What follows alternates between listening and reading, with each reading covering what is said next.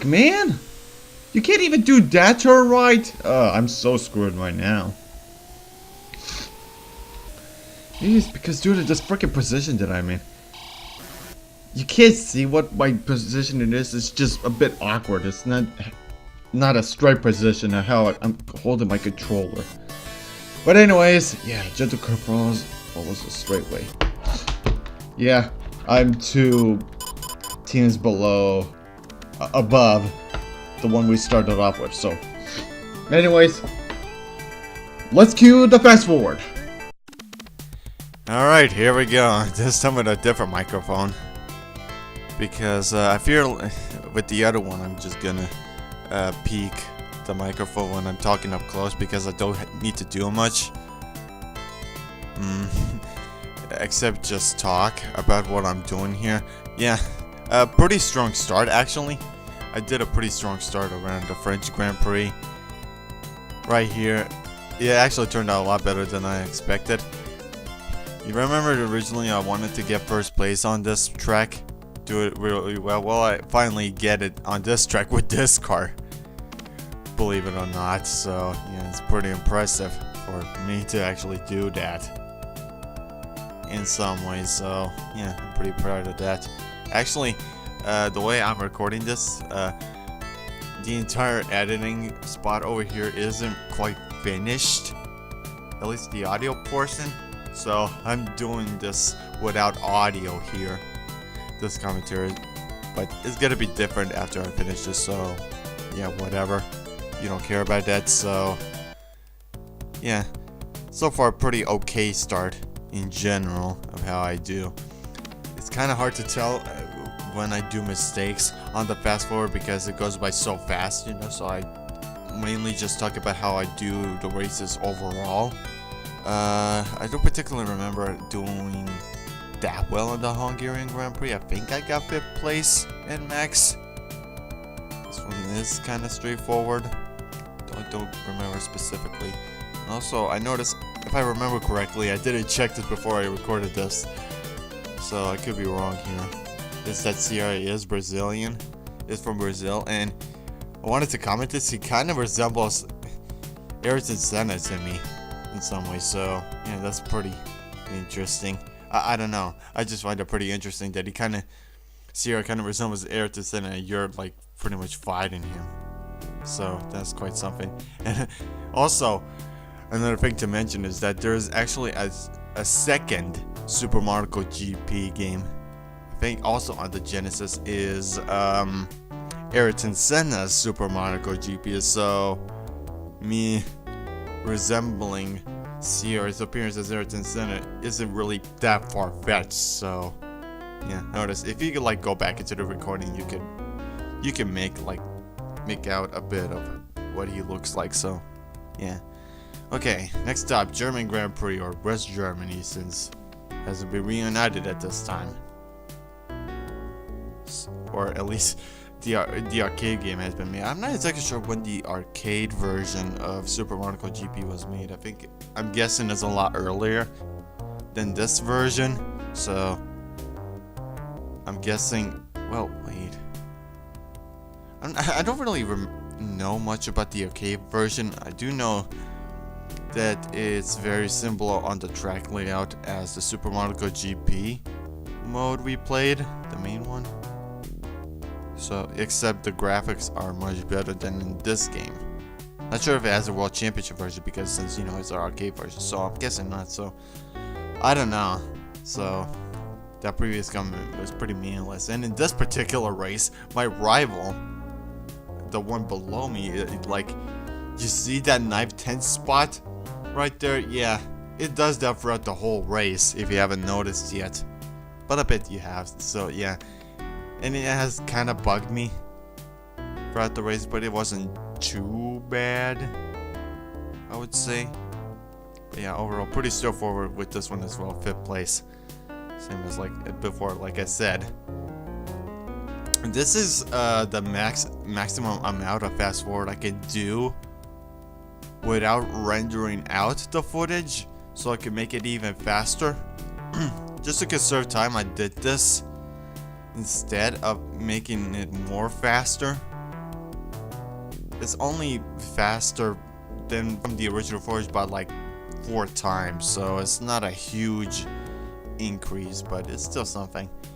And also, yeah, I was still fighting on getting a higher card. This case is, well, the yellow card, and I already forgot what the car is called, and I didn't notice it because I keep moving my head a bunch. You can't see it, but I do, because I don't know, I can't really focus on the screen, on the small screen I have here. So I don't know.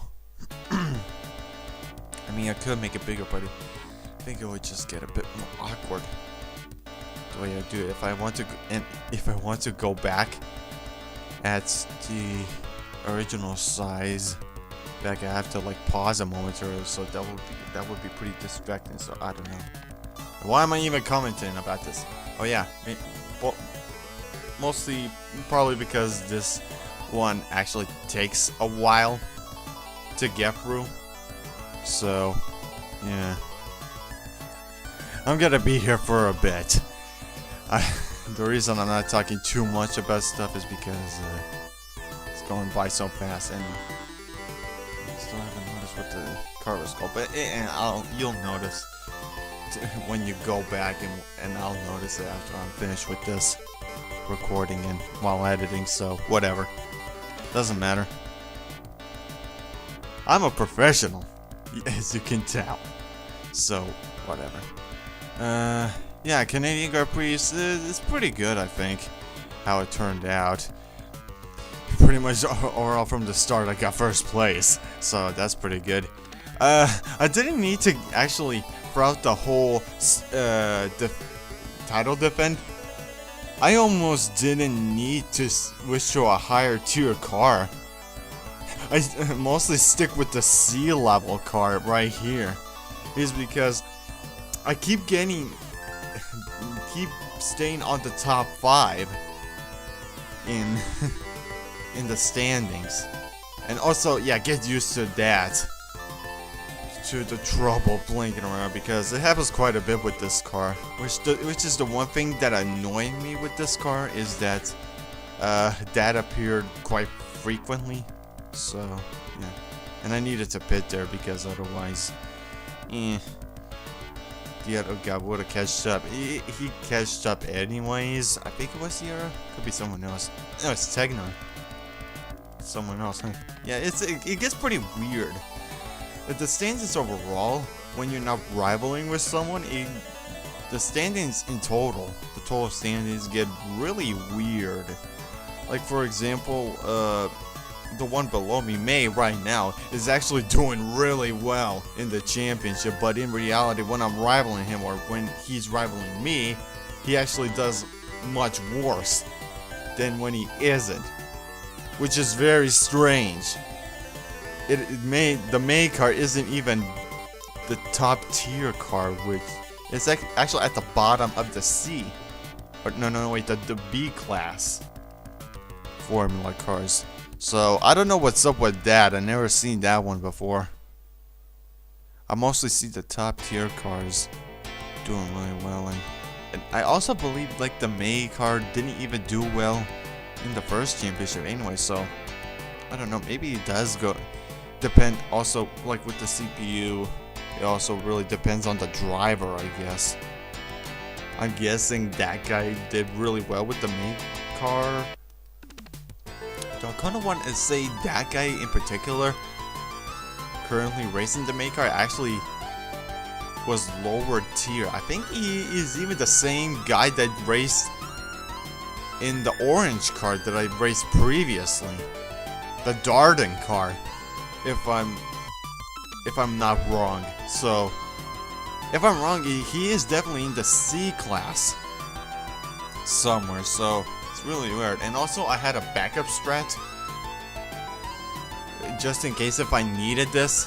I ended up choosing it anyways. I chose Friends, this car, just in case. And yeah, and by the end, by like I believe the remaining 2 races, I used the car just to finish up the championship, just in case if the current car I have isn't enough. I'm not sure what happens if you take back your car from Sierra. I'm not sure if he goes back to the same cheating tactic of a forced loss battle, or he just goes back to normal racing like what Aslan was, just with a lower tier car. So I don't know what's up with that. I don't know. I haven't tested it out ever, even when from the first time I beat the World Championship fully to now, I haven't tested out that theory of what actually happens. So yeah, I don't have all the answers to this game quite yet. And besides, I haven't even showed up, and I will most likely not show off how the 7 shift works, because I'm not as good with that kind of shifting. So I decided not to show it off because it's much harder to figure out 7 shift, how much you need to slow down and to, how to keep up with the speed. It's definitely faster, the fastest. If you can master it, you're pretty much unstoppable in Super Monaco GP. It's like it's really good, believe me. And also, yeah, I screwed up a bunch around the first few laps, and I think throughout the whole race I actually had the trouble blinking. So yeah, get used to this with this track. So yeah, that's pretty much it with what I said previously, which I forgot, and I'm not sure why I'm mentioning that, but yeah, you get the idea. So what else can I say? Yeah, I pretty much finished off first place, and yeah, you see the standings right here in terms of Sierra and me. Even from the start, from recovering from my forced loss battle, I actually did really well, and I was really close to Sierra. And since like the French Grand Prix, I was pretty much very close with Sierra, and gradually the lead just kept building up with the score, and it just, I just had a really strong lead in comparison to Aslan. So overall, I did much better on the defending title than I did with the first championship, because of my kind of rusty start and how to actually manage the first few rounds of the World Championship. So yeah. I could have, if I had better card choices, like I said previously, I could have done much better in the first World Championship, but that doesn't really matter too much. And also, I wouldn't have cheated as much. Sorry. Well, with the power of save states, that is. So yeah, pretty straightforward with the poor Spanish Grand Prix. It's pretty easy to mix those up, as you can tell. And pretty straightforward except for that pit, but yeah. I'm pretty much closing in on the remaining races here. I forgot how I did in the Mexican Grand Prix. I think I also did pretty well. No, wait, no. I don't think I did as well as in the previous races, actually. You'll see it in a bit as to why I had a lot of trouble of passing the racers, and also I did a lot of mistakes, and the cars behind me, the first 5 place cars kept passing me, and eventually, yeah, I had trouble with handling the car and also its max speed, so I had to pit in order to maintain a good amount of speed and handling with this car, but it didn't help much. I pretty much finished off in my usual racing position, so yeah, it didn't work out as well. But in the next races, it's pretty much somewhat straightforward. Also, one thing to note before I finish off the series, I don't think I'll be able to show it up in a bonus video, but there's also one more reward you can get in the game, and it's back in the Super Monaco GP mode. If you, I believe this is how it goes. If you finish off in the 2 races, first place on each one, with all the lap records, you being up first, you get what is called a super license. It's pretty much an extra additional screen. That's your other reward for doing really well on the Super Monaco GP, is that you pretty much did the racing flawlessly with every record and every top finish. So yeah, and the way you have to do it is pretty much either really flawlessly or perfectly race with 4 shifts, or just use 7 shift really well, pretty much. Theoretically, I think you could get a super license on 4 shifts, but it's recommended you get 7 shifts in order to get a super license. It's nothing spectacular, but it's something to add to the game that I haven't shown off, and I probably won't be able to show off because I don't know, it's nothing that exciting in my opinion. So whatever. 3 races remaining. Yeah, this actually turned out a lot shorter than I expected. I don't know, maybe for how long I ramble, it doesn't feel as long,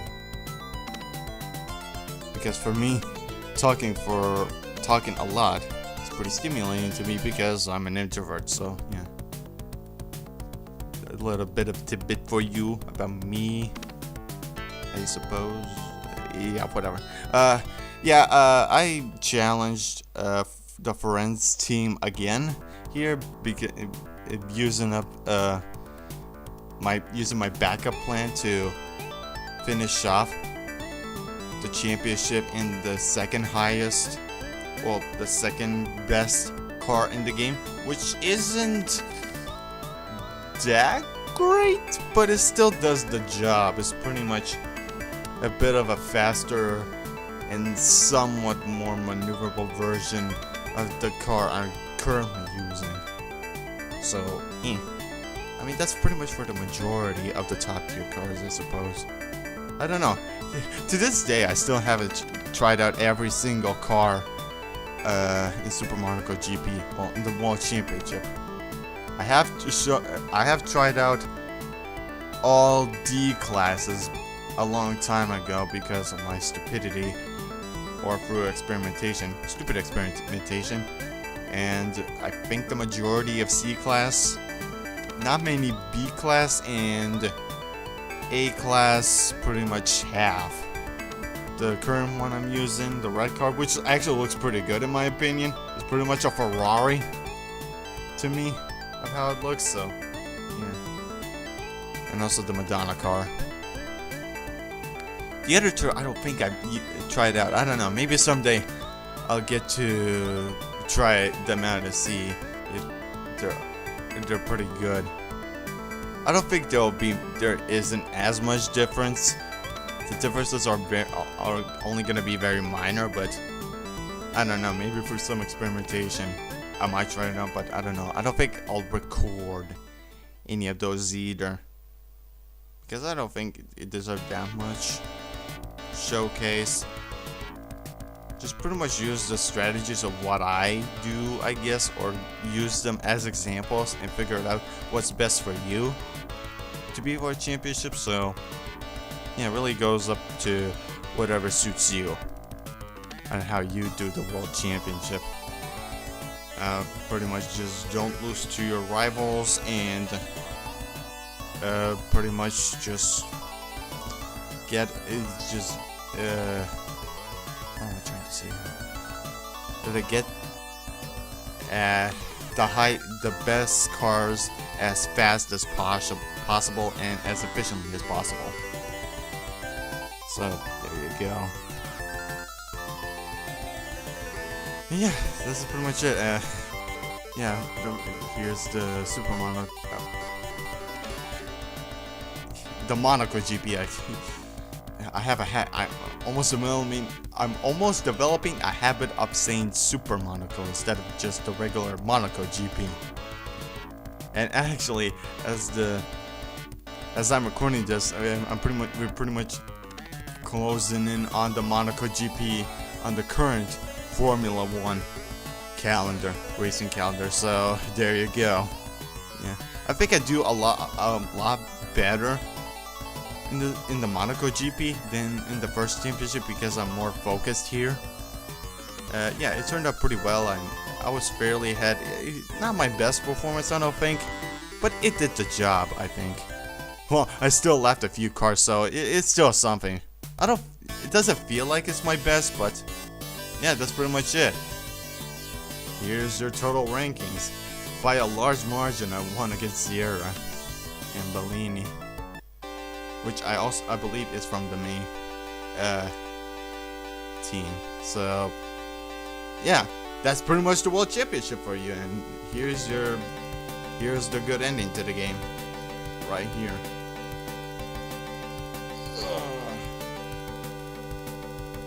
Yeah, and in my opinion, I think this song, the credit song, is pretty amazing. One of the more underrated songs on the Sega Genesis. So yeah, there you go.